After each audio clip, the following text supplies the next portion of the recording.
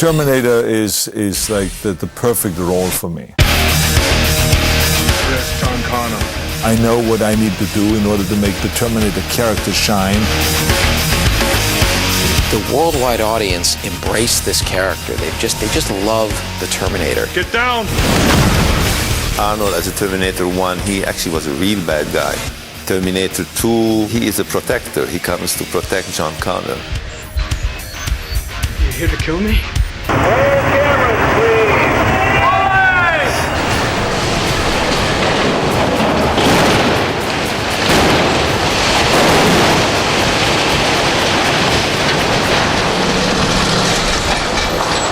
When they purposely build a complete building for you to destroy it, you can't help but feel good once you've done it, sort of thing, you know, it's just great.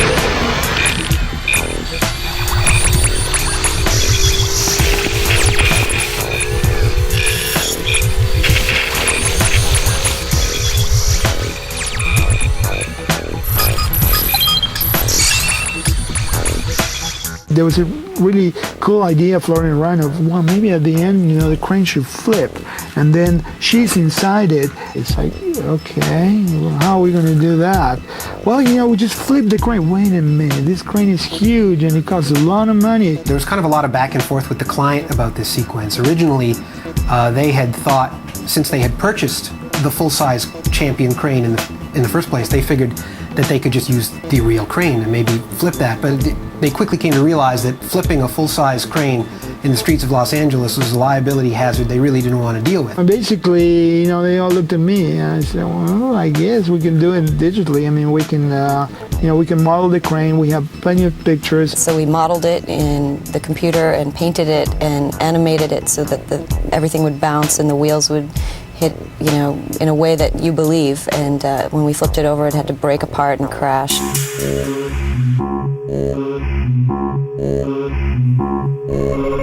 So what we would start with is we got background plates of basically an empty street in which the crane was going to go.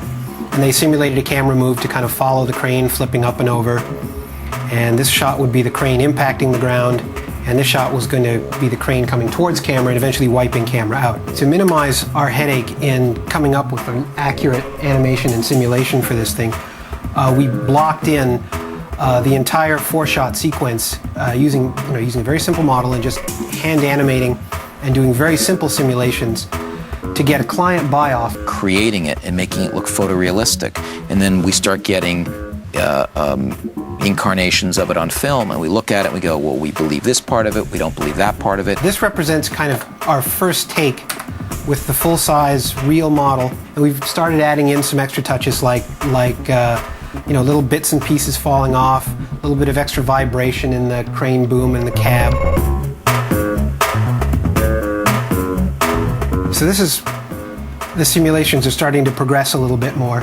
You can see we're starting to add a lot of debris falling off the crane, actually considerably more debris than would ever fall off in a real vehicle that flips through the air. It's like every single piece comes unglued the minute it starts to fly over. If you were to actually carefully count them all, there's probably more wheels flying through the air than the crane even has on it.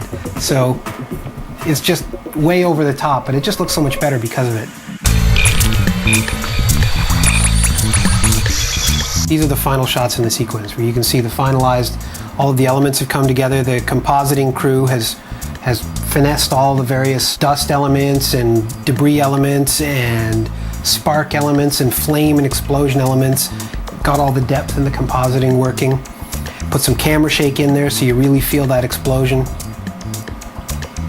The pavement breakup's been pretty much finalized.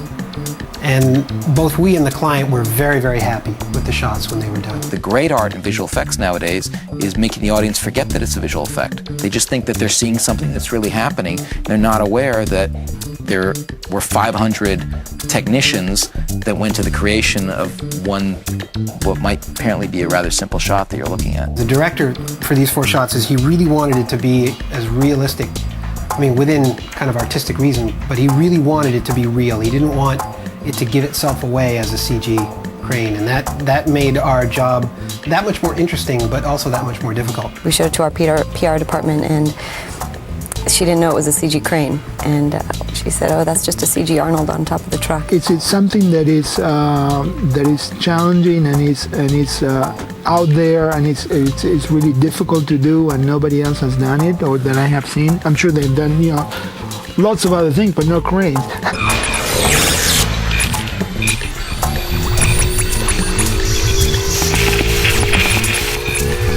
Not only can she morph, she has that capability, but she can also control things, different machines, to program the way she wants them to. So that definitely gives her advantage in a lot of ways. Important for the director to make the audience know that this villain wasn't the same creature as in Terminator 2, that she had a combination of liquid metal and an internal endoskeleton armor that gave her a little bit more strength and power than we'd seen before.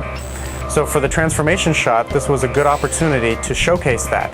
We have the liquid metal being sucked inside of the endoskeleton armor so that the audience is very clear that there is a difference here from what we've seen before. The liquid metal then comes back out to take her female form. It was a very, very challenging shot of her, going from Claire's boyfriend into the TX. There were lots of different technical challenges. How in the heck are we going to do this?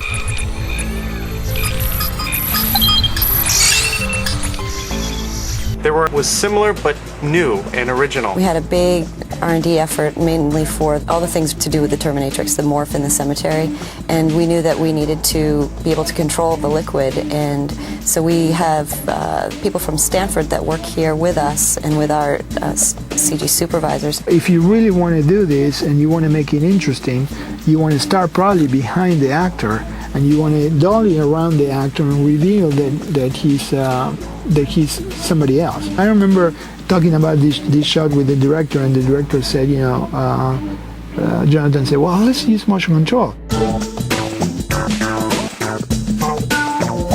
How do you want me to do? You want me to roll and then say Moko? For me, I'd rather just say Moko. That's what. Okay. You get a huge machine, with a camera on it, that on a track that can repeat the move over and over and over. And the reason why you do that is because first you want to do the first move by itself with the background with nobody in it. Then you want to bring the first actor with the blue screen behind it, and you want to do the same move.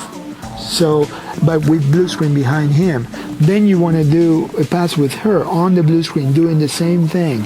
And the camera is moving, and they're both walking, and the camera is also moving, and so you have to time everything.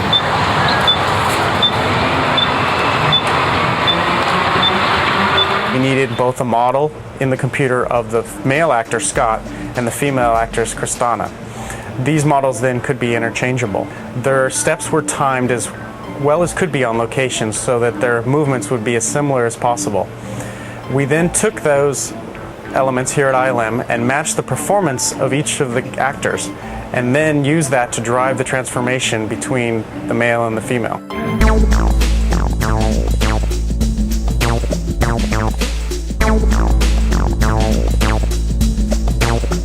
Left of this line? We can walk right on the line. Walk on it? Okay. Because the match performances need to be especially tight for this transformation shot, we looked at it also in using this toon shader look. That helped us really identify whether the silhouettes of each actor were lining up. Once we had the performances locked, we then applied animation on top of that to do the transition between the male and the female actors. Not only did the exterior silhouette have to transition, but the internal endoskeleton had to change form from the male proportions to the female proportions. And it was difficult from an art direction point of view. In other words, yes, he goes from being a male to a female. We show the endoskeleton, but how does that get revealed? In addition to matching their body forms, we also had to match their clothing. You can see that Scott was wearing a sweatshirt and shorts, while Kristana's wearing a leather jacket and pantsuit. So we had to transform not only their bodies, but their clothing as well to make it an effective look. This was one of the most lengthy shots on the show, primarily because of the attention to detail that matching the performances required. It probably took close to 10 months to fully achieve this shot.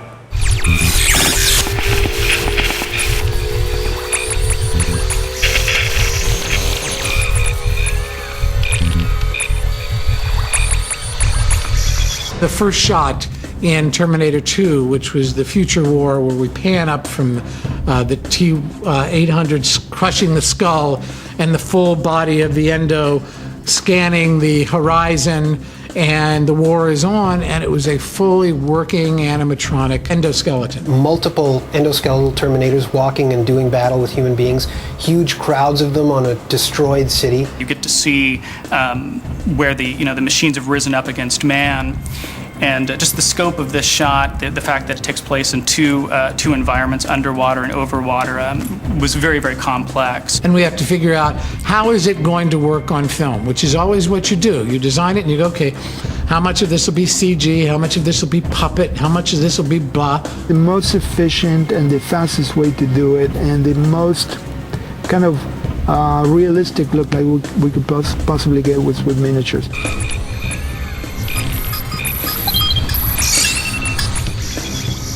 Warzone was used in many different shots and configured a couple of different ways. Part of our approach here was super fine scale, a very, very large set, was a fairly large 30 by 40 foot 1/87th scale miniature, so all these things are very, very small. We created areas in the set that were residential. We had a downtown area, we had sort of an industrial area. And it was all completely covered with soot and dust, as if this, tremendous atomic explosion had gone off and just darn near buried this entire city.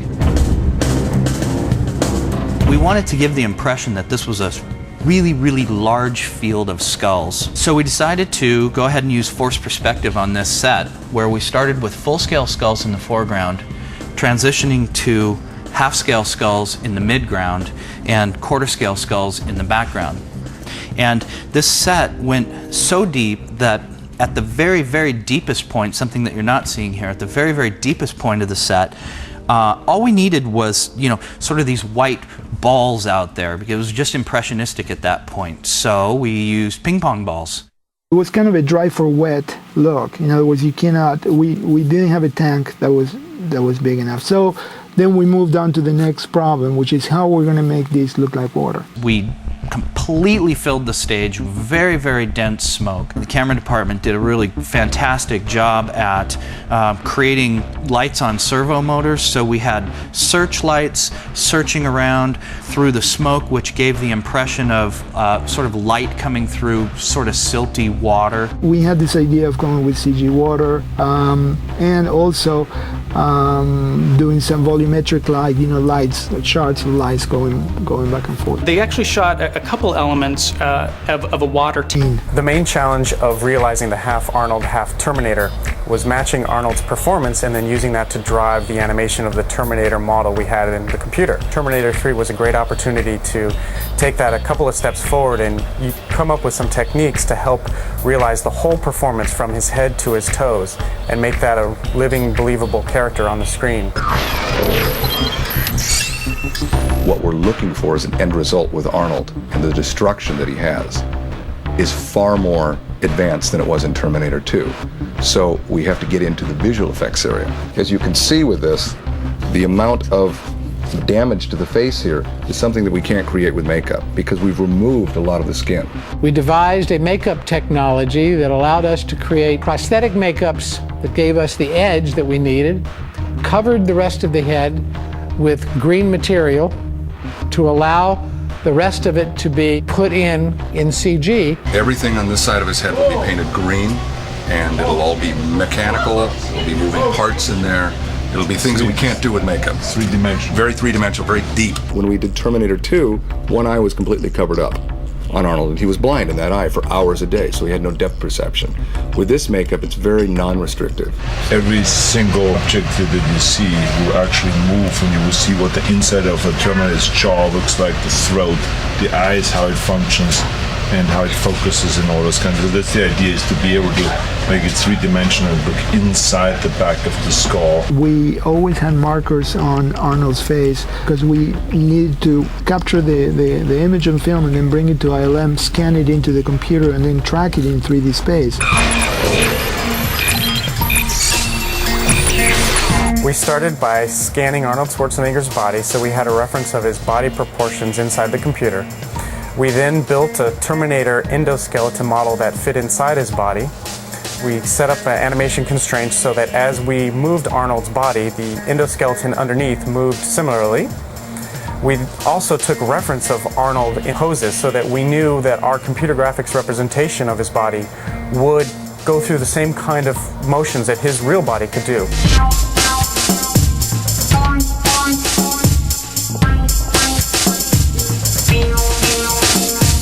Once we have Arnold's performance match, we can see how our endoskeleton, the mechanical portion of the Terminator, reacts. And we can verify that the joints and the pistons are moving as you would expect a mechanical structure to move.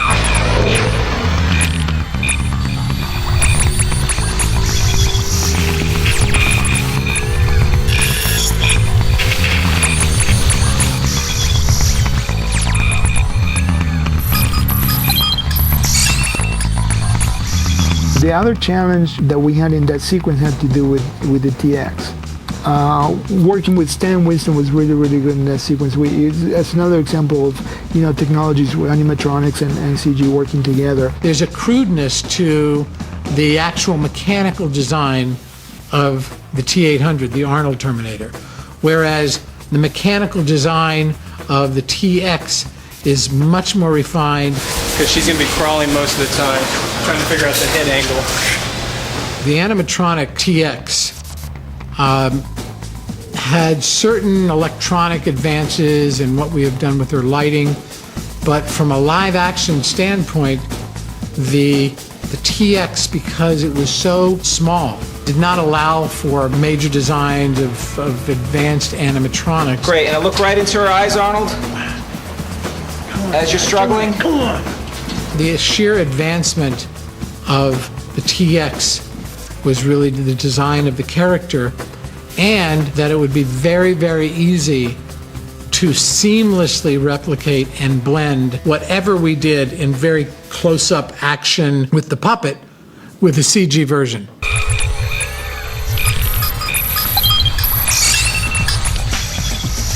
One of the ideas that came across was maybe what we want to see is the endoskeleton of the face. So we came back to the stage and we shot Kristona's face, and we're going to use her face as textures and her expressions, and we're going to map that into the endoskeleton of the TX. What we do is we take set measurements, we build three-dimensional objects that represent what was originally on photography.